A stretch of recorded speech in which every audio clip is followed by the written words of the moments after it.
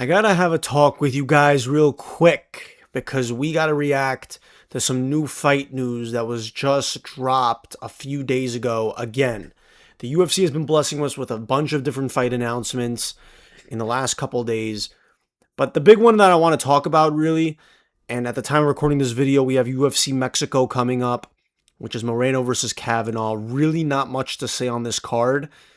Moreno should beat a Loner Kavanaugh because although Loner Kavanaugh is this fun, new prospect striker out of the Dana White Contender Series, he's what 1-1 in like his UFC career so far. He lost to got knocked out by Charles Johnson, then gets gifted a main event versus Brandon Moreno. Pretty much every time they go to Mexico, they turn to Brandon Moreno. And then you got Chito Vera on here. Hopefully he could get a bounce back win after getting kind of like a very controversial decision loss versus what's his name, Zahabi, and then King Green versus Zell Huber, and then a bunch of Mexican up and comers like Santiago Luna and Emmanuel Rodriguez. I expect a lot of surprising finishes on this card. Honestly, it's typical for Mexico, but I think when it's all said and done, this card's going to age better because there's a lot of Mexican talent in this card. That's not the main reason what I want to talk about, though. I want to cover UFC 327, the big show in Miami, the big card. You got Moicano Duncan that was just announced in the Apex. You got Ethan Ewing on there who just beat Malcolm Wellmaker, Edmund Shabazian. Nobody else of real value right now on that card. Just Chris Duncan, who I think is going to tag up and beat Moicano. You got a trash main event in Maylot Burns. Of course, you got Brady Buckley. More on that in future dates. Just, I wanted to talk about UFC 327 because we had a bunch of fights announced. And now, before we get into each and every one of these fights and react, UFC 327, I'm 99% sure on this. The main event is probably going to be Prochazka versus Ulberg. Because ESPN already leaked that the main event is a light heavyweight fight, and we obviously know Pereira's probably vacating and moving up to fight Cyril Gane. But there's no way in hell it's going to be Chimaev versus Prochazka. Like, it's not realistic of a fight. Chimaev to just go and vacate a belt after not having a single title defense in the middleweight division when he just got the belt there, to just vacate and move up for his second belt already, it just doesn't make much sense. Especially when I just saw a picture today of the guy looking like massive. Maybe he is bulking up so he could fight. I mean, I would be shocked. I'm giving it a 1% chance that Chimaev ends up fighting Prochazka in Miami. I think it's 99% going to be Prochazka versus Ulberg for the vacant light heavyweight title as the main event of this card. So yeah, that's just my thoughts on, what the main event's going to be. For Van and Tyra, yeah, pretty like standard. We knew this was going to happen kind of matchup. A fight to keep the flyweight division going while we wait for Pantoja to heal up. The question is, do they have Pantoja have to prove himself again to get back at the title? Does he have to fight Kopp when he gets back? You basically have this four-way. I mean, you're going to have the winner of this then be in the mix, but it's going to be then a three-way decision between the winner of this, Kopp, and Pantoja of who's next up for gold. But yeah, with this matchup, honestly, at first I really thought like Tyra was going to be a strong favorite with just his grappling background and the way he's looked on the ground and stuff. But after remembering what Brandon Royval was able to do to him, I would give a stronger chance to Van to come out of this actually with a title defense and become a more legitimate champion. So I actually don't think it's as clear as day that like Tyra is extremely dangerous. He definitely has a nerve-wracking style for a guy like Van. But I think this is going to be a competitive fight, and I hope that Van honestly could tag him up and come out with the win, because honestly, I think Van is definitely the more exciting fighter. I like his charisma more. I just like his style. So I would hope to see him after this, either rematch Pantoja or fight Kopp. But yeah, you got the flyweight guys as the co-main event.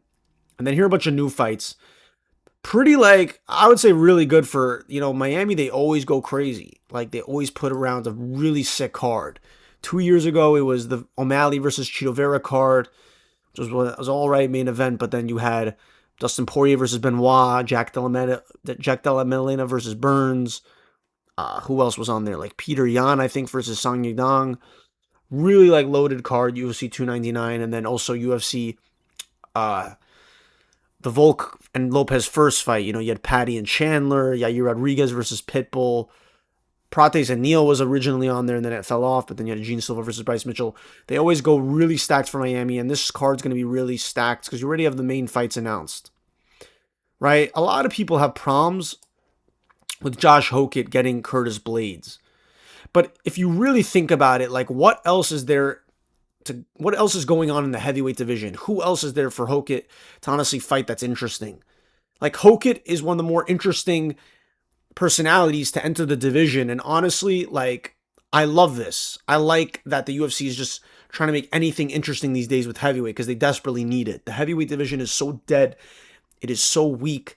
And they need new guys. They need new stars. They need new names to put in the mix.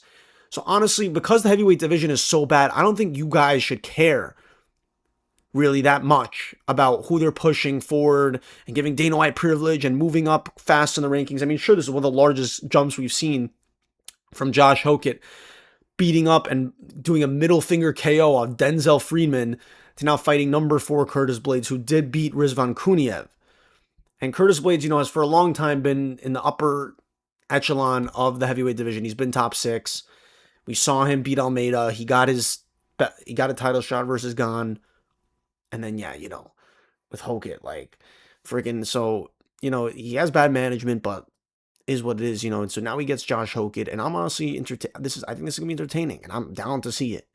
I'm down to see Josh Hokett get it, and I think Josh Hokett's going to win.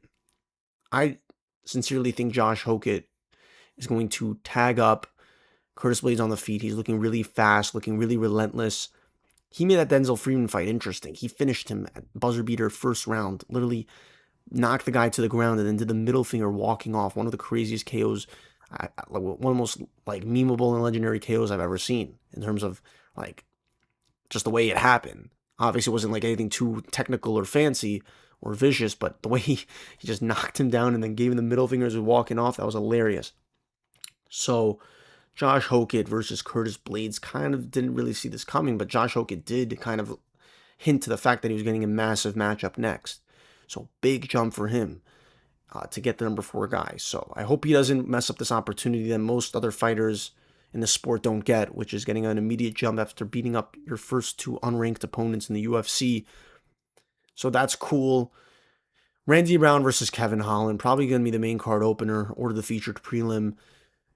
Typical, these guys, middle of the pack type of fighters that have just been up and down in their careers. But Randy Brown was on a little bit of a tear lately.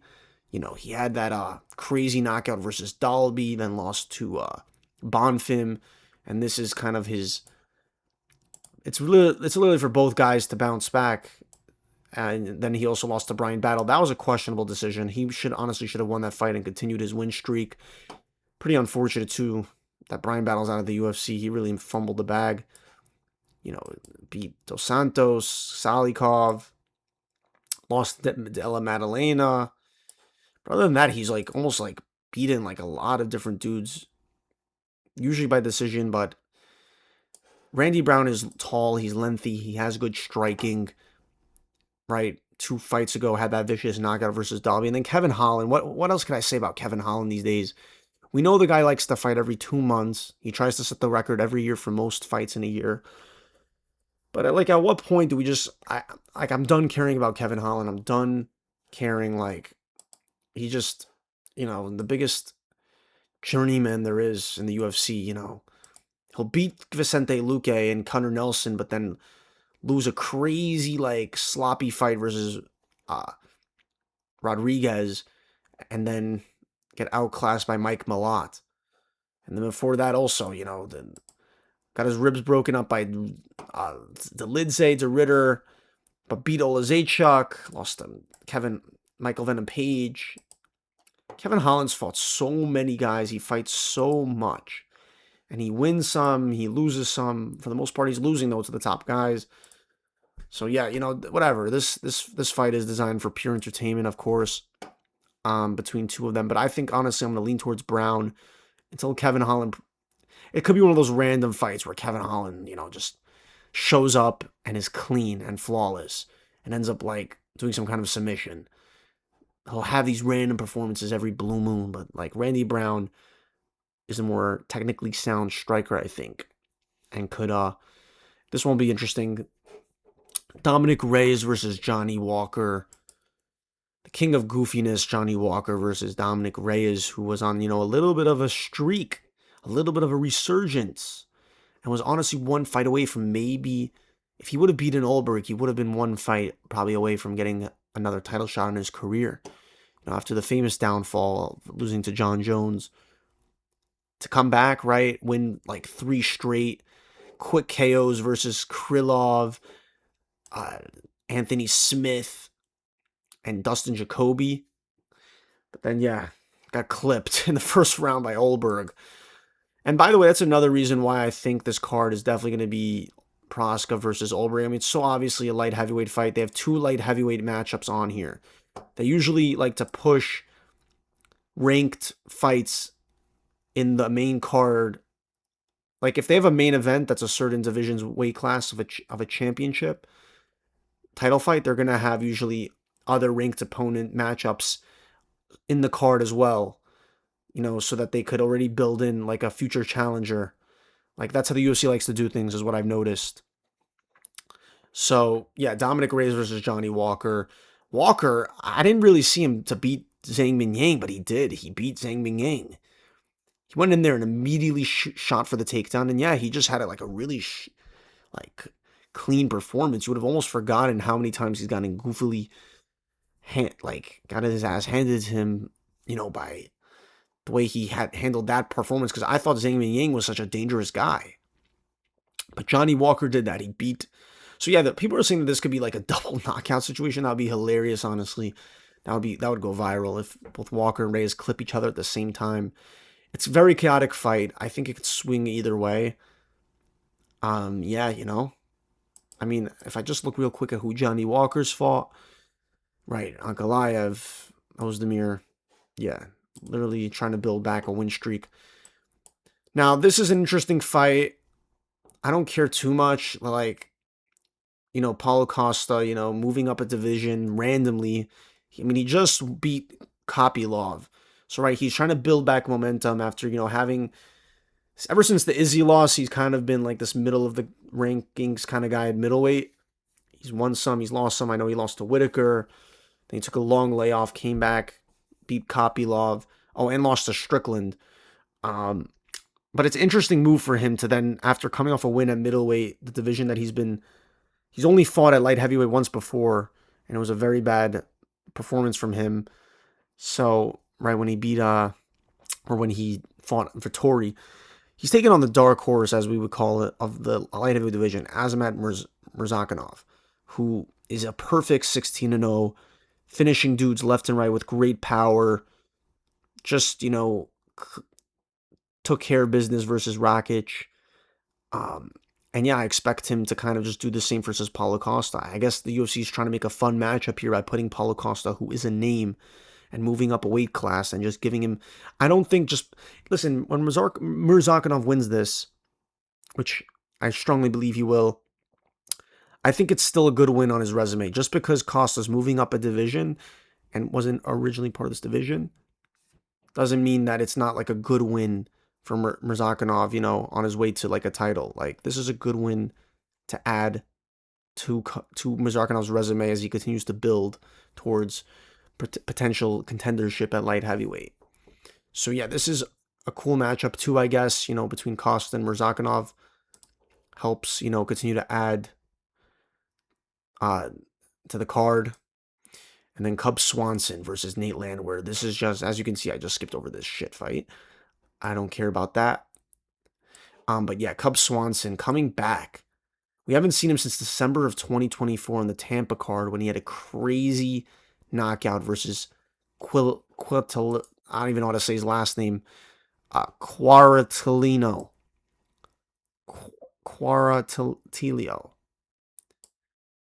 Before that was June 2024. So yeah, he had a crazy knockout versus Quaratilio. So yeah, he's taking on Nate Landwehr. You just know this is a car crash of a fight. Two two dudes ready to just swing and bang. Like Nate Landwehr, Nate the Train, he loves to be reckless. He loves to shoot and do violent brawls in the pocket. Although he's on 2 straight losses, I think. He lost to Doo-Ho Choi, the Korean Superboy, and also got KO'd or finished by a wild shots landed by Morgan Charrier. But it's always an entertaining fight with Nate Landwehr. So the UFC knew what they were doing, putting this together to help, put some exciting moments on the prelims. Cub Swanson's just a gangster, been in the UFC for a very long time, has given us some of the most violent fights, like including that legendary one with Doo-Ho Choi too. They both fought Doo-Ho Choi. And yeah, this is just a fun matchup, a fun fight. I would assume this has got to be Cub Swanson's maybe last fight. Like, he's really like, I thought maybe the last one would be his last fight, but he's coming back again to fight in Miami.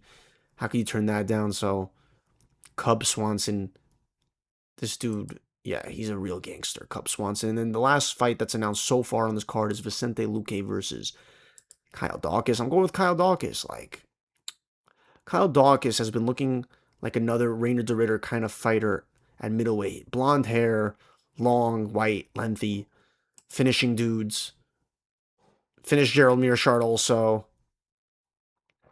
Finished Michel Pereira. Both submitted Meerschaert and then, KO'd Michel Pereira. I think Daukaus is on a little bit of a tier here. And I think Vicente Luque is just, he's getting brutal matchups, right? His last fight, he survived Joel Alvarez, actually. And Joel Alvarez had like a very high finish rate. And then before that got finished by Kevin Holland. Like, Luque has just been a shadow of his former self when he used to be in the prime of his career. Like, he used to be very good, but now just, yeah, he's a sad case. But, yeah, very, like, sick card so far. I think overall, all these fights that they announced already make this card really good. Probably the best card of the year, if I would say so far. Best numbered event, UFC 324 might compete with this one, but it's definitely better than UFC 325 and definitely better than UFC 326. As I'm going to say in my UFC 326 reaction video, that is just probably the worst numbered event so far that they could have made. And the last thing I just want to say is, like, what is the UFC actually, like, doing with the future of the events? Because I'm hearing now that Topuria might not even fight in the White House with Gaethje, because it's questionable to put in a Georgian Spaniard to maybe knock out, like, a Gaethje. But what else would they do? Because Pereira's fighting Gane in Newark, and you're going to have Islam fight Ian Gary probably on International Fight Week, because that's Irish versus Dagestan. There's no way they're putting those two dudes as the main event of the White House. Your only option is to put Gaethje. Unless you completely abandon your plans of making sure that an American's main eventing, and just go with Topuria Islam. I don't know. You're hearing tons of different things, and I'm sure, by April, it's going to become real soon to when we're finally going to get some fights announced for this White House card. Because I think they're going to have to give us some real proper notice on how good and stacked this White House card is going to be. And yeah, I'm just like confused with like the current state of the UFC right now. Like, some of this is good, some of these cards are eh. Like, the Paramount era is just off to like a weird start. But I ain't trying to complain. I'm just trying to enjoy the product as it comes, and I'm hoping that just as the warmer weather months come in, spring, summer, it continues to warm up, and we continue to start seeing more and more of our favorite fighters and talent and more stacked numbered events. Because some of the strategic moves by the UFC right now are confusing, with like Maylot and Burns main eventing in a crowded card in Canada, while Brady and Buckley are in the Apex. And then Duncan versus Moicano was a main event at the Apex too. Like, and hearing all these different things about the White House, like, is it going to be Topuria Gaethje? Is it not? Who knows? But yeah, guys, that's my thoughts right now. Basically, just was kind of wanting to make a video to react to UFC 327, because it's still like far out there, a little more than a month. But yeah, sick card, and I'm sure we'll get an announcement within the next week. That's going to be Prochazka versus Ulberg. Until next time.